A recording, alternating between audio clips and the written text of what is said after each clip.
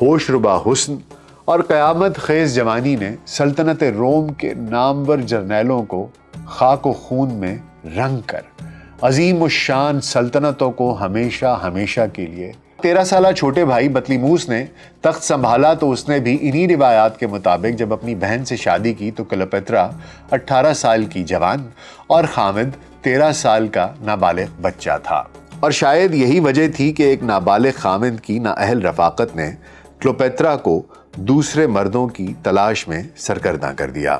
آج بھی جب کسی کے حسن کی تعریف کرنی ہو تو کلیوپیٹرا کا نام ذہن میں آتا ہے۔ VLC پوڈ کاسٹ میں ڈاکٹر ناصر بیگ کے ساتھ آپ کی خدمت میں حاضر ہیں۔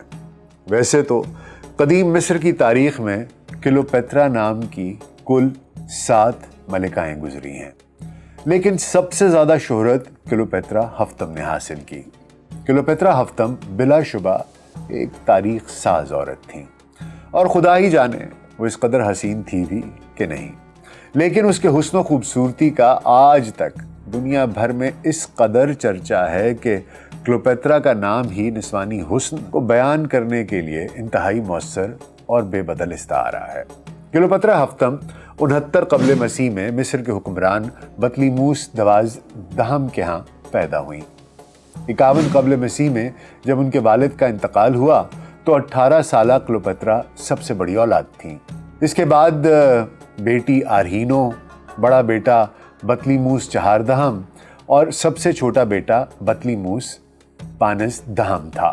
اصولی طور پر اقتدار کلیوپیٹرا کے پاس آنا چاہیے تھا، مگر اس زمانے میں عورت کی تخت نشینی کو اچھا نہیں سمجھا جاتا تھا، اس لیے طے یہ پایا کہ اس کے بڑے بھائی کے ساتھ اسے مشترکہ طور پر شریک اقتدار دے دیا جائے۔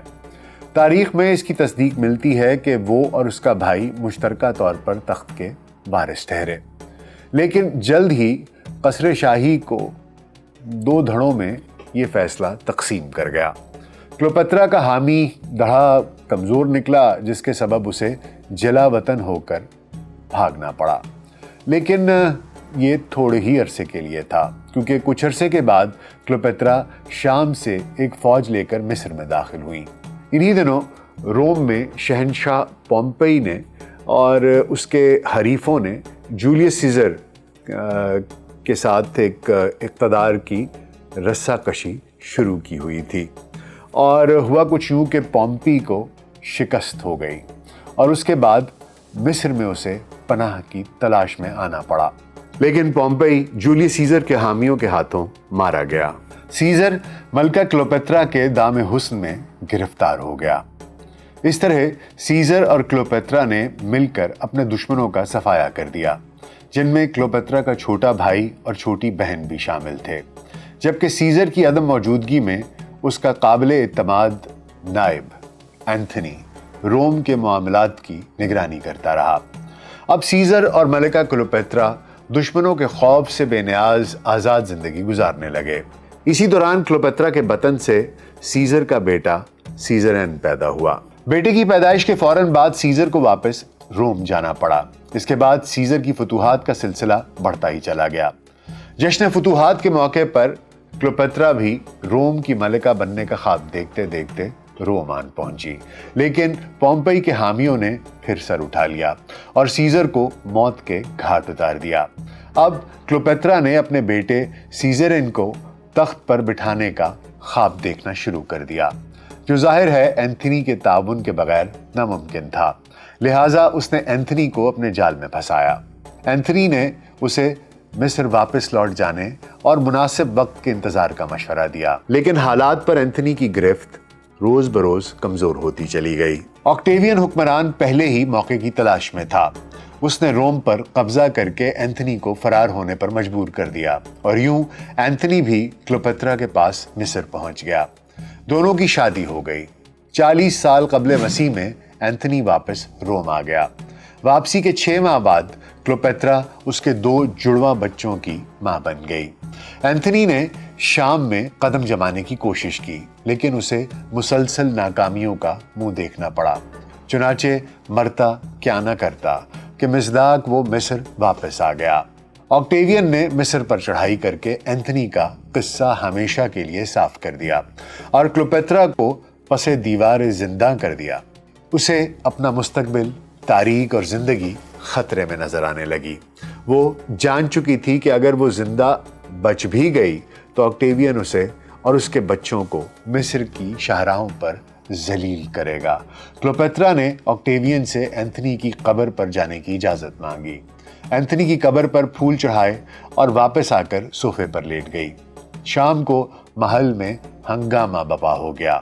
پہرے داروں نے بتایا کہ آج صبح ایک دہقان انجیر کی ایک ٹوکری لے کر آیا تھا اور معلوم ہوا کہ دراصل یہ سانپوں کا ٹوکرا تھا جو ملکہ نے خود منگوایا تھا۔ بہرحال حقائق کچھ بھی ہوں، یہ بات تو طے ہے کہ کلیوپیٹرا نے اپنی 39 سے 40 سالہ مختصر زندگی میں تاریخ میں خوب نام کمایا۔ سب سے بڑھ کر یہ کہ صدیاں گزر جانے کے باوجود بھی وہ سیلیبریٹی کی حیثیت سے زندہ ہے۔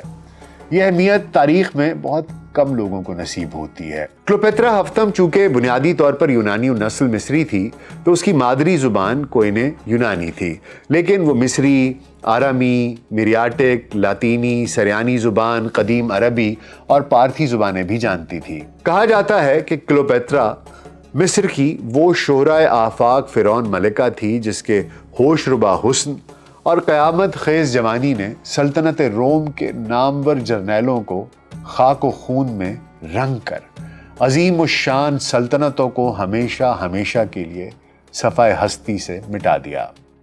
قدرت نے اسے دلکش حسن اور جادوئی شخصیت سے نوازا تھا، لیکن افسوس کہ وہ اس حسن کی قیمت وصول کرتے ہوئے خود نیلامی کی سولی پر چڑھ کر ایک ناقابل فراموش داستان عشق و بے وفائی بن کر تاریخ میں ہمیشہ کے لیے امر ہو گئی۔ مورخین کے مطابق وہ حسن و چاشنی اور ذہانت کے جادوئی ہتھیاروں سے لیس ایک پراسرار و عیار عورت تھی جو سلطنت روم پر قابض ہونا چاہتی تھی۔ لیکن تاریخ میں فرعونوں کے کردار اور روایات کے مطالعے کے بعد کلیوپیٹرا کی شخصیت اور انجام کا قدرے مختلف تجزیہ ہمارے سامنے آتا ہے۔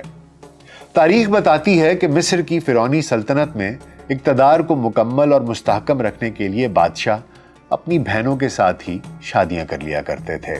51 قبل مسیح میں کلیوپیٹرا کا بڑا بھائی تخت نشین ہوا تو اس نے فرعونی روایات کے مطابق اپنی 11 سالہ کم سن بہن کلیوپیٹرا سے شادی کر لی۔ اس کی ہلاکت کے بعد 13 سالہ چھوٹے بھائی بطلیموس نے تخت سنبھالا تو اس نے بھی انہی روایات کے مطابق جب اپنی بہن سے شادی کی تو کلیوپیٹرا 18 سال کی جوان اور خامد 13 سال کا نابالغ بچہ تھا، اور شاید یہی وجہ تھی کہ ایک نابالغ خامد کی نااہل رفاقت نے کلیوپیٹرا کو دوسرے مردوں کی تلاش میں سرگرداں کر دیا، اور اس راستے پر وہ اتنا آگے نکل گئی کہ اپنی موت کو گلے لگانے تک کبھی پیچھے مڑ کر نہیں دیکھا۔ اور تاریخ ہمیں کلیوپیٹرا کے بہت سے مردوں کے ساتھ تعلقات کا ذکر کرتے ہوئے دکھائی دیتی ہے۔ خیر، کمسن شاہ بطلیموس کے اقتدار کا دور پرآشوب اور امور مملکت پر گرفت انتہائی کمزور تھی، مگر اس نے اپنی درباری امراء کی مدد سے منہ زور بیوی کلیوپیٹرا کو مصر چھوڑ کر شام میں پناہ لینے پر مجبور کر دیا۔ بطلیموس کی ہلاکت پر کلیوپیٹرا نے خاندان فرعون شاہی کا تخت و تاج خود سنبھال لیا اور خدائی کے دعوے دار فرعونوں کی روایات کے مطابق خود کو ایک دیوی کہلوانا شروع کر دیا۔ کلیوپیٹرا کے مارکہ عشق کا پہلا شکار روم کا وہ شہرائے آفاق حکمران جولیس سیزر تھا جو خامد اور اس کی ثالثی کے لیے مصر آیا، مگر اس کے سحر انگیز حسن اور زلفوں کا اسیر ہو کر 2 برس تک مصر میں ہی مقیم رہا اور بنا شادی رچائے کلیوپیٹرا کے بچے کا باپ بھی بن گیا۔ اپنے سب سے بڑے حریف جنرل پومپئی کو شکست دینے کے بعد جولیس سیزر نے تخت روم سنبھالا تو کلیوپیٹرا اس کی قربت اور دیگر پراسرار عزائم کے لیے روم میں ہی مقیم ہو گئی، اور یوں عملی طور پر مصر سلطنت روم کا ایک صوبہ بن کر رہ گیا۔ اپنے بے وفا دوست بروٹس اور رومی سینیٹروں کے ہاتھوں جولیس سیزر کا قتل ہوا تو کلیوپیٹرا اس کے منہ بولے بیٹے اور نائب جنرل اینتھنی سے تعلقات بنا کر اس کے 3 بچوں کی ماں بن گئی۔ مارک اینتھنی شاہ अगस्टस का बहनोई भी था। लिहाजा क्लोपेत्रा और एंथनी का यही ताल्लुक इन दोनों के दरमियान एक तवील जंग जदल का सिलसिला शुरू कर गया।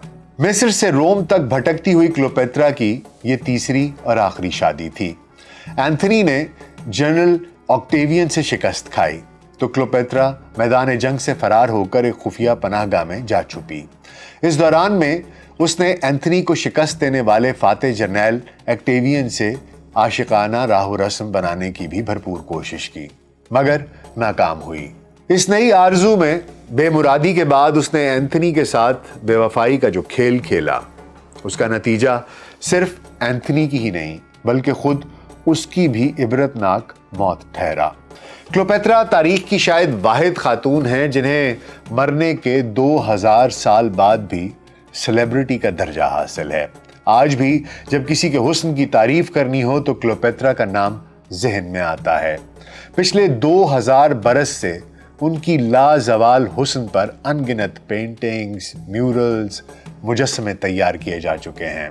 वो मुतअद्दिद नावलों, अफसानों और कहानियों का मौजू बन चुकी हैं और उन पर हॉलीवुड समेत दुनिया भर में फिल्में बनाई गई हैं जिनमें उनका किरदार एलिज़ाबेथ टेलर और सोफिया लॉरेन जैसी हसीनाओं ने अदा किए हैं।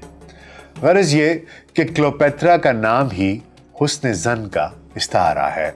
क्लोपेत्रा के दौर में ढाले गए सिक्के बहरहाल इसके कुछ ज़्यादा हसीन होने का तासुर नहीं छोड़ते। क्लोपेत्रा के दौर के सिक्कों में उसका चेहरा दिखाया गया है जिनमें क्लोपेत्रा की नाक लंबी और टेढ़ी नजर आती है और थोड़ी भी कुछ ज़्यादा ही उभरी हुई है। मजीद ये कि उसकी गर्दन पर चर्बी की तहों से ऐसा लगता है जैसे वो गल्हड़ की बीमारी का शिकार थी।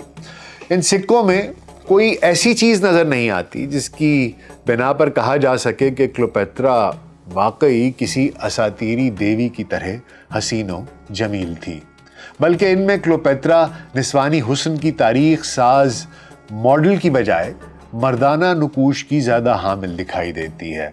लेकिन यह भी हो सकता है कि सिक्का साजों ने जानबूझकर मलिका की ऐसी तस्वीर पेश की हो कि वो कमज़ोर नज़र ना आए बल्कि सख्त गीर हुक्मरान के रूप पर दिखाई दे।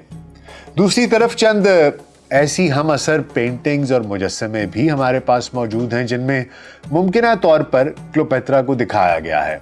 उनमें भी क्लोपेत्रा के कमोबेश वही नुकूश दिखाई देते हैं जो सिक्कों पर कुंदा हैं, जिनमें इस ख्याल को तक़वियत मिलती है कि क्लोपेत्रा ऐसी नहीं थी जैसे उसके बारे में अफसाने बने हुए हैं।